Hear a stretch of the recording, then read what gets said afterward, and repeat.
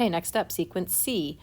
So, what's happening between each set of terms. So it doesn't look like we're multiplying by something, because if I multiply 0 by anything, it's just going to be 0. So we have to add something here. So if we add 1, we get 1 to 0, we get 1.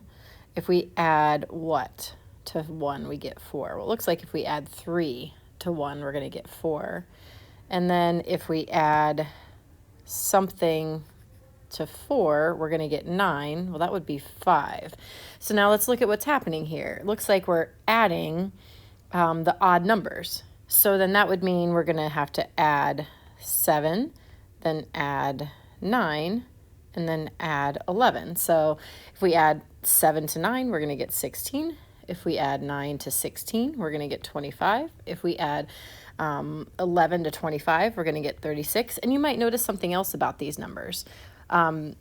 Looking at them, 1 is 1 squared, 4 is 2 squared, 9 is 3 squared, and so on. So really what we're looking at is the sequence of perfect squares. So our sequence generator, there's a lot of different ways we could do this.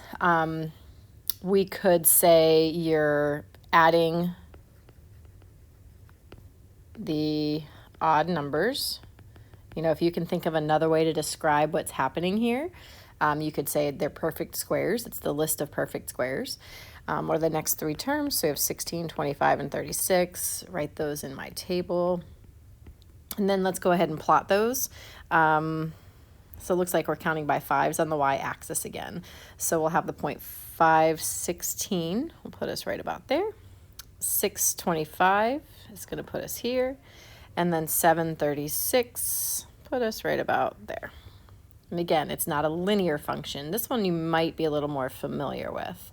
It kind of looks like a quadratic.